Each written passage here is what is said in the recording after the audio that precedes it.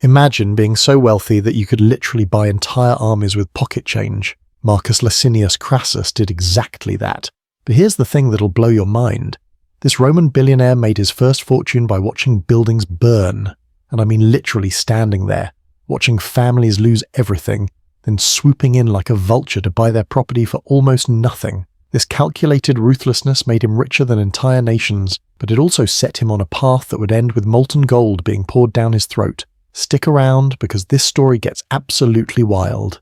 Before we dive into this incredible story, hit that like button if you're ready to learn about the most ruthless businessmen in history, and subscribe if you love these deep dives into historical figures who changed the world. Also, drop a comment and tell me where you're watching from. I love seeing our global community come together for these stories. Now picture this. You're walking through ancient Rome around 70 BC, and suddenly you hear the dreaded cry of fire echoing through the narrow streets. Panic spreads instantly because in a city built mostly of wood, fire meant total devastation. Families would grab what they could and flee for their lives, watching helplessly as their homes and businesses turned to ash. But while everyone else was running away from the flames, Marcus Crassus was running toward them, not to help, to make a deal. Here's how his system worked, and this is historically documented. Crassus had assembled Rome's first private fire brigade, complete with trained firefighters and all the equipment needed to battle blazes. But here's the catch that made him infamous. He wouldn't put out your fire until you agreed to sell him your burning property at a fraction of its worth. Picture the scene. Your house is literally burning down, your family's screaming, and this incredibly wealthy man shows up with the only fire crew in the city. He looks at your desperate situation and says, "I'll save your property, but first, let's discuss the price I'm willing to pay for it." What choice did you have? You could either sell to Crassus for pennies on the dollar, or watch everything you own turn to ashes. Most people took the deal. The moment you agreed to his terms, his fire brigade would spring into action with remarkable efficiency. They'd save what remained of your property, then Crassus would rebuild it with better materials and rent it out for massive profits. He allegedly acquired hundreds of buildings this way, turning Rome's disasters into his personal gold mine. But what makes this even more calculated is that fires in ancient Rome weren't random accidents. They were incredibly common due to poor construction, cooking fires, and oil lamps. Crassus had essentially created a business model around human desperation and urban planning failures. The Roman historian Plutarch wrote about this practice, describing how Crassus would appear at fires like a carrion bird, though we should note that different ancient sources provide varying details about exactly how aggressive his tactics were. What's undeniable is that this fire brigade scheme became the foundation of an empire that would make Crassus the wealthiest individual in Roman history. Through these calculated purchases, he eventually owned vast portions of Rome's real estate, controlling entire neighborhoods that he'd acquired during their darkest moments. And here's what'll really get you. This was just the beginning. The wealth he accumulated from these fire sales was nothing compared to what he'd build next, because Crassus had figured out something that modern billionaires still use today. When people are desperate, that's when the real money gets made. But as we're about to see, having more money than entire nations wasn't enough for Marcus Crassus. His appetite for wealth was about to grow into something that would reshape the Roman world itself. Just how rich was this man? The numbers will absolutely stagger you. Here's a number that'll make Jeff Bezos look like he's collecting spare change. Marcus Crassus was worth approximately 7,100 talents of silver. Now, before you shrug that off as ancient money that doesn't mean anything today, let me put this in perspective. That's roughly 200 tons of pure silver, which in today's market would be worth around $200 million. But here's the kicker. That was just his liquid assets. His actual wealth was so vast that modern economists estimate it would equal somewhere between 2 billion and 20 billion in today's purchasing power. We're talking about a man who personally owned 1/3 of Rome's entire real estate market. But the real mind-blowing part? He achieved this in an era when the entire Roman treasury held only about 5,000 talents. This one man had more liquid wealth than his government's entire reserve fund. So how exactly do you accumulate that kind of money in the ancient world? Well, Crassus had figured out what modern investment firms call diversification, except his version was absolutely ruthless. After building his foundation through those fire brigade acquisitions we talked about, Crassus expanded into what we'd recognize today as a real estate empire. Historical records show he owned over 7,000 residential properties across Rome and its territories, but he didn't stop at just collecting rent like a typical landlord. Here's where it gets fascinating. Crassus essentially invented the Roman equivalent of a construction company. He purchased slaves who were skilled in various trades: carpenters, architects, stonemasons, plumbers, and trained them to work as coordinated teams. Ancient sources document that he owned over 500 trained construction slaves, which was unprecedented at the time. This gave him a massive competitive advantage. While other wealthy Romans had to hire contractors and deal with the usual delays and cost overruns, Crassus could renovate and construct buildings using his own workforce. He could control quality, timing, and most importantly, costs. It was like owning both the real estate and the construction company, a vertical integration strategy that modern business schools would admire. But the real genius move was his expansion into mining operations. Crassus had identified that Rome's growing wealth created an insatiable demand for silver, which was essential for Roman currency. He acquired silver mines across Roman territories, particularly in Spain, where some of the richest deposits in the ancient world were located. These weren't small operations either. Archaeological evidence suggests that Crassus employed thousands of slaves in his mining ventures. The conditions were allegedly harsh, but the profits were extraordinary. Each mine was essentially printing money in the form of raw silver that could be directly converted into Roman denarii. What made Crassus different from other wealthy Romans was his understanding of what we'd call cash flow management. While many aristocrats owned land and property, their wealth was often tied up in assets that took time to convert to liquid money. Crassus structured his empire so that he always had massive amounts of ready cash available. Ancient historians record that he could raise enormous sums instantly, a capability that would prove crucial in Roman politics, where buying influence required immediate payment. Plutarch noted that Crassus often carried enough silver to fund entire military campaigns, which was virtually unheard of among private citizens. This liquidity gave him power that went far beyond normal wealth. In Roman society, money wasn't just about luxury, it was about influence, political positioning, and military capability, and Crassus had figured out how to maintain more liquid wealth than most kings. But here's the quote that really shows his mindset, and it's historically documented. Crassus once said, "No one can be called rich who cannot maintain an army on his income." Think about that statement. He wasn't talking about being comfortable, or even wealthy by normal standards. He was talking about personal wealth, so vast that you could fund professional soldiers as a private citizen. To put this in modern terms, imagine someone today saying, "You're not really rich unless you can personally fund the entire US Marine Corps for a year." That's the level of wealth Crassus was operating at, and the level he considered to be truly meaningful. This wasn't just bragging either. Roman armies during this period cost enormous amounts to maintain. A single legion required around 6,000 men, and each soldier needed weapons, armor, food, and payment. Conservative estimates suggest that maintaining one legion for a year cost approximately 500 talents. Crassus was claiming he could fund multiple legions indefinitely from his personal income.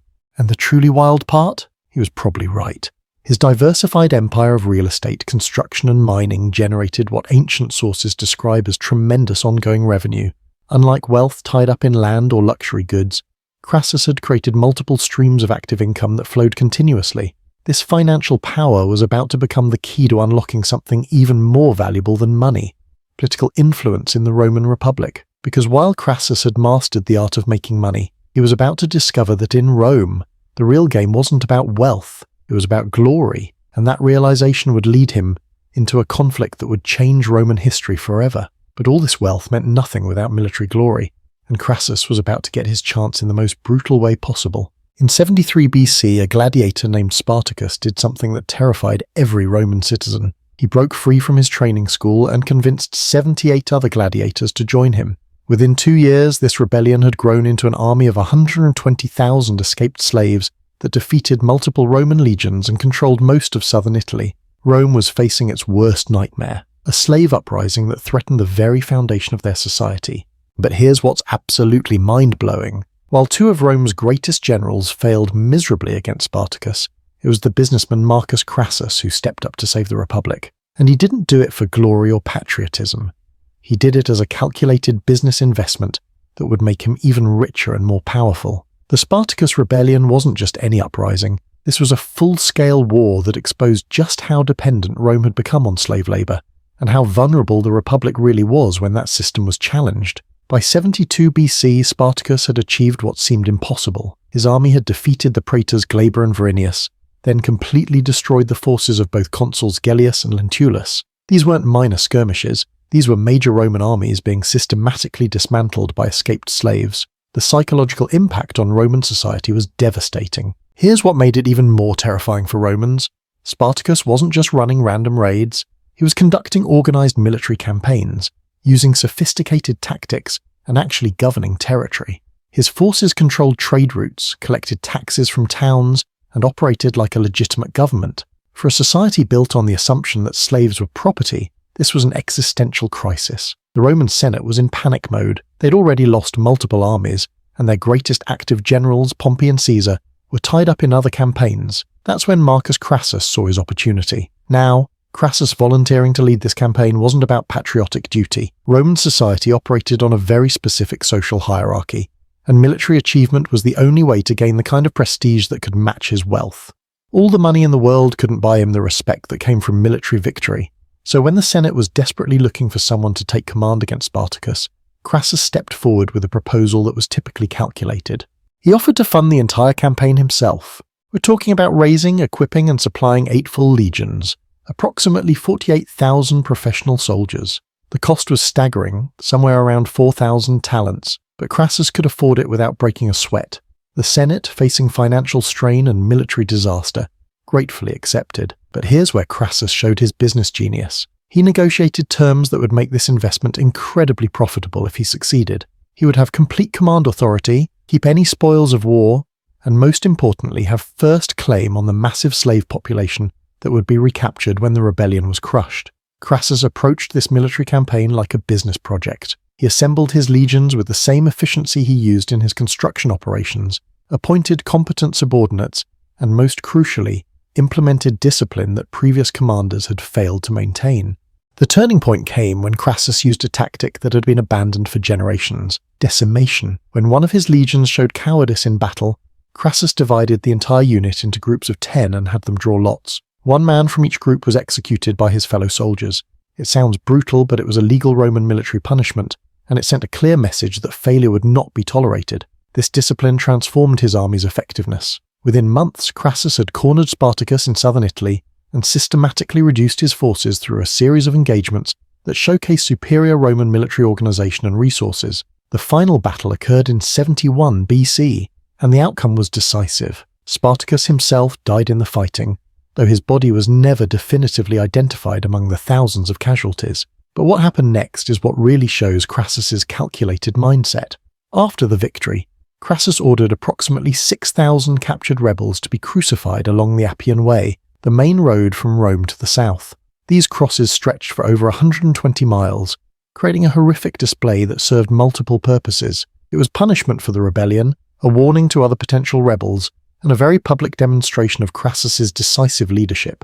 But here's the business angle that's often overlooked. The surviving slaves who weren't executed became Crassus's property. We're talking about tens of thousands of skilled workers, craftsmen, and laborers. For someone who operated construction crews and mining operations, this represented an enormous addition to his workforce, essentially free labor acquired through military victory. The financial returns were staggering. Not only did Crassus recover his investment costs through captured treasures and property, but he'd also acquired a workforce that would generate profits for decades. Ancient sources suggest this single campaign increased his wealth by at least 2,000 talents, a return on investment that modern venture capitalists would envy. But the real prize wasn't the money, it was the prestige. Crassus had achieved something that Rome's other leading generals had failed to do. He'd saved the Republic from its greatest internal threat and demonstrated that his wealth could be converted into military power. However, just as Crassus was preparing to celebrate his triumph, something happened that would ignite a rivalry destined to reshape Roman politics. Pompey the Great, returning from his campaigns in Spain, intercepted and destroyed the last remnants of Spartacus's forces, maybe 5,000 stragglers who had escaped the main battle. Despite doing maybe 5% of the actual work, Pompey claimed credit for finishing the slave war. Even worse, he timed his return to Rome perfectly to capitalize on the victory celebrations. While Crassus had done the heavy lifting, Pompey received much of the public glory. This was a defining moment for Crassus. He'd proven that wealth could buy military success, but he'd also learned that in Roman politics, timing and public relations mattered as much as actual achievement. The frustration of having his victory partially overshadowed would drive his next moves in ways that would ultimately change the entire structure of Roman government. This rivalry with Pompey was about to push Crassus into a political alliance that would secretly control the Roman world. What if I told you that in 60 BC, 3 men secretly met and decided they would control the entire Roman Republic? Not through a military coup or public election, but through a private business arrangement that was completely hidden from the Roman people and the Senate. Marcus Crassus, Pompey the Great, and Julius Caesar formed what historians now call the First Triumvirate, essentially a shadow government that operated behind the scenes of Roman democracy. And here's the part that'll blow your mind. This wasn't about ideology or patriotism. It was purely a business deal where Crassus literally bought his way into controlling the most powerful empire in the world. The setup for this alliance began with a problem that each man couldn't solve alone. Pompey had returned from his eastern campaigns as Rome's most celebrated general, but he faced a massive political obstacle. The Senate, jealous of his success and worried about his power, was blocking his attempts to reward his veteran soldiers with land grants and ratify his territorial arrangements in the east. For a Roman general, this was a career-ending crisis. If you couldn't take care of your soldiers after a campaign, your reputation was destroyed, and future recruitment became impossible. Pompey had promised his veterans specific rewards, and failure to deliver would have ended his political influence permanently. Meanwhile, Julius Caesar was facing his own financial disaster. He'd spent enormous sums during his year as consul in 59 BC, funding public games and construction projects to build popular support. But Roman law required former consuls to pay their own expenses, and Caesar was deeply in debt, reportedly owing around 1,300 talents, which was more than most senators earned in their entire careers. Here's where it gets interesting. Caesar's debts weren't to banks or moneylenders. They were to Marcus Crassus. Over the years, Crassus had been strategically loaning money to promising politicians, creating a network of financial obligations that gave him political leverage. Caesar wasn't just any debtor.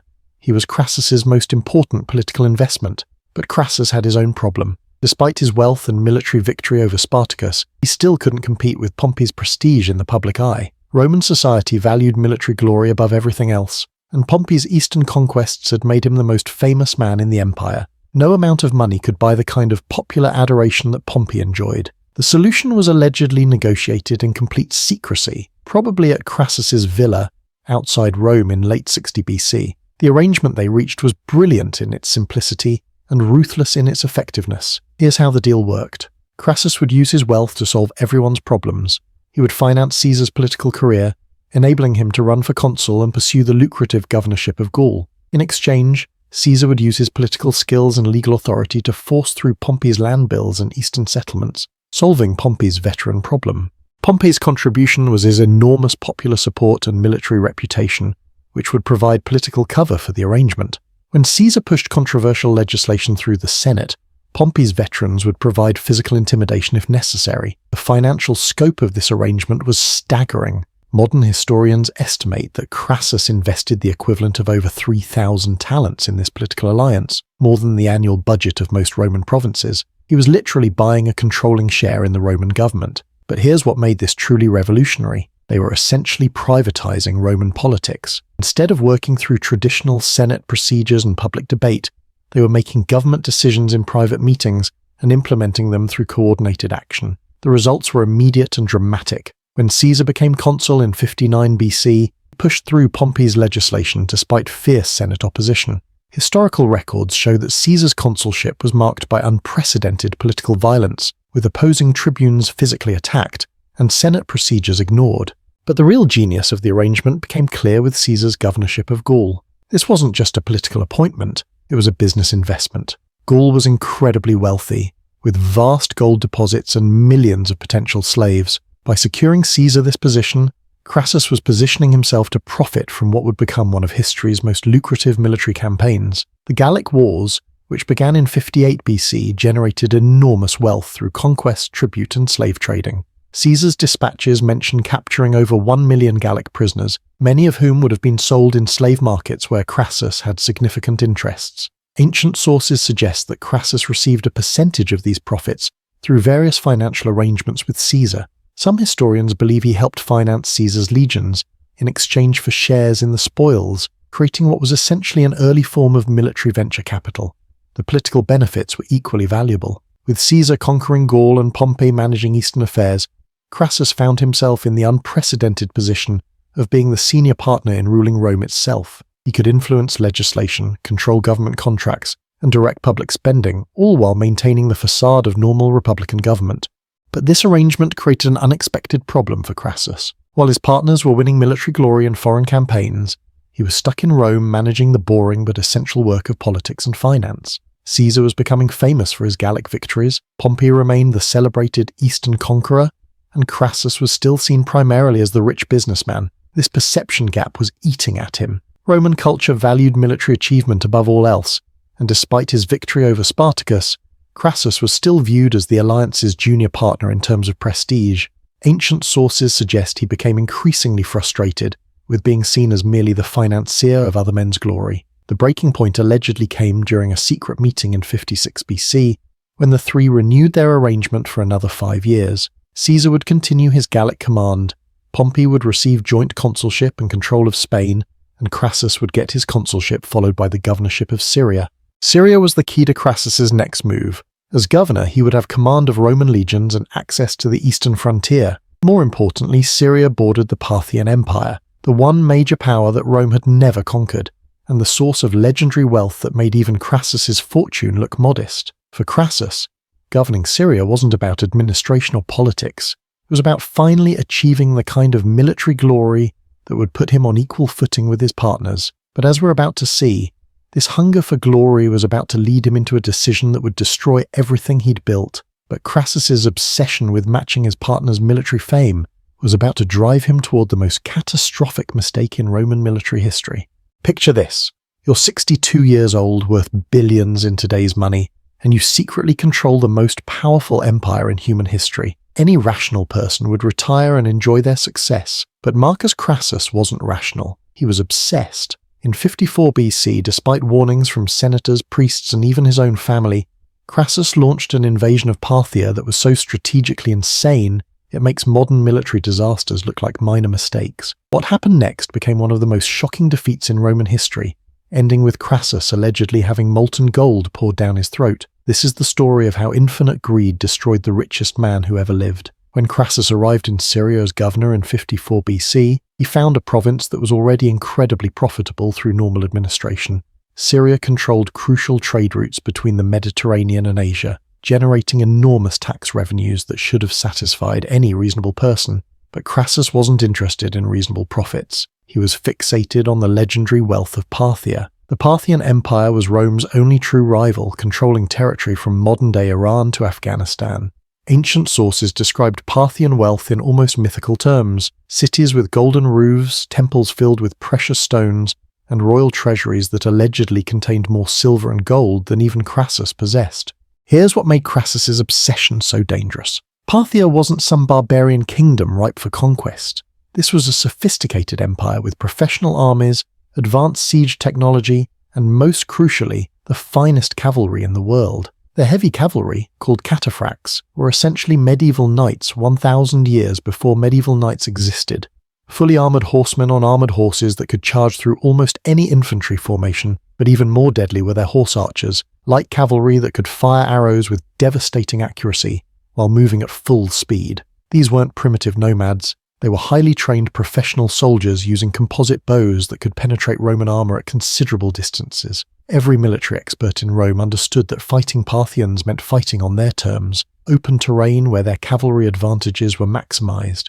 The few Roman encounters with Parthian forces had already demonstrated how dangerous this could be, yet Crassus ignored all of this strategic reality. Ancient historians record that he received warnings from multiple sources. The Syrian governor before him had specifically advised against Parthian campaigns. Roman military manuals, based on earlier Eastern experiences, recommended defensive strategies rather than invasion. Most tellingly, Crassus's own officers allegedly expressed serious concerns about the campaign. These weren't politicians or theorists. These were experienced military professionals who understood the tactical challenges they would face. But Crassus had convinced himself that Roman discipline and his own wealth could overcome any obstacle. He reportedly spent enormous sums equipping his legions with the finest available weapons and armor, believing that superior equipment would compensate for strategic disadvantages. The invasion began in 53 BC with 7 full legions, approximately 42,000 Roman soldiers, plus auxiliary forces. This was a massive army by ancient standards, representing a significant portion of Rome's total military strength. Initially, everything seemed to validate Crassus's confidence. His forces crossed the Euphrates River without significant opposition and began advancing into Mesopotamian territory. Several smaller Parthian settlements offered minimal resistance, and Crassus began accumulating the kind of loot that suggested this campaign might actually succeed. But the Parthians were implementing a classic strategic withdrawal, drawing the Romans deeper into terrain that favoured cavalry operations. Ancient sources suggest this was a deliberate strategy orchestrated by the Parthian general Surina, who was reportedly planning to encircle and destroy the Roman army in a single decisive battle. The trap was sprung at Carrhae, in what is now southeastern Turkey. Crassus had positioned his army in a defensive formation that should have been effective against traditional infantry attacks, but the Parthians didn't attack in traditional ways. Instead, they surrounded the Roman formation with approximately 10,000 horse archers, who began systematically shooting down Roman soldiers from distances where Roman weapons couldn't respond effectively. Ancient accounts describe arrows falling like rain, with Roman shields becoming so heavy with embedded arrows that soldiers could barely lift them. What made this even more devastating was Parthian logistics. They had organized supply trains of camels carrying fresh arrows, meaning their archers could maintain this barrage indefinitely. Every time Romans tried to advance or retreat, the horse archers would simply reposition and continue their deadly rain of arrows. When Roman forces tried to break out, they encountered the cataphracts, heavy cavalry charges that shattered infantry formations. The combination was lethal. Horse archers would weaken Roman units with arrow fire, then heavy cavalry would smash through the disrupted formations. The battle lasted an entire day, with Roman casualties mounting steadily while Parthian losses remained minimal. Ancient sources describe scenes of complete Roman demoralization as their traditional tactical advantages proved useless against Parthian mobility and firepower. By evening, Crassus's army had been effectively destroyed.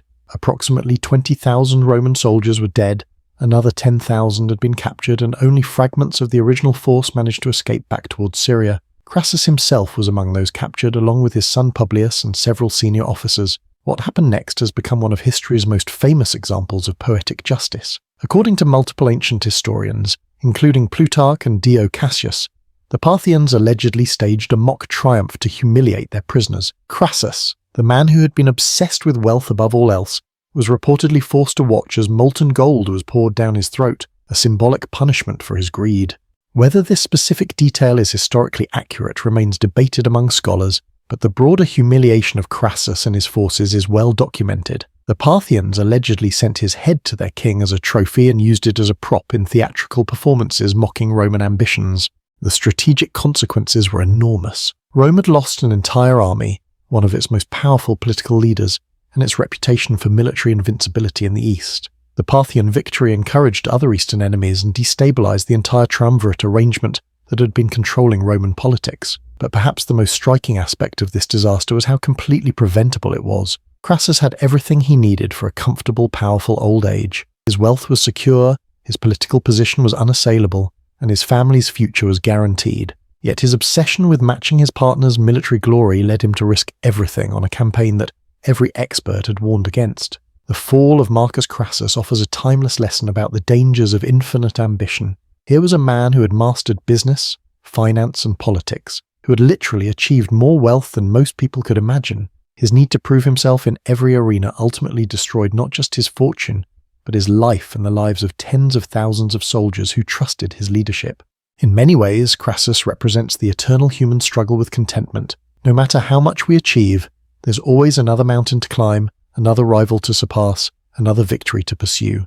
Sometimes the wisest choice is knowing when you've won enough. Thanks for sticking with me through this incredible story of Marcus Crassus, the richest man who ever lived, and how his own greed became his downfall. What did you think of this story? Did it change how you think about wealth and ambition? And what historical figure should we dive into next? Drop your thoughts in the comments below. I read every single one, and they often inspire the next deep dive we'll take together. If you enjoyed this journey through ancient Rome, make sure to hit that subscribe button and the notification bell so you don't miss our next historical adventure.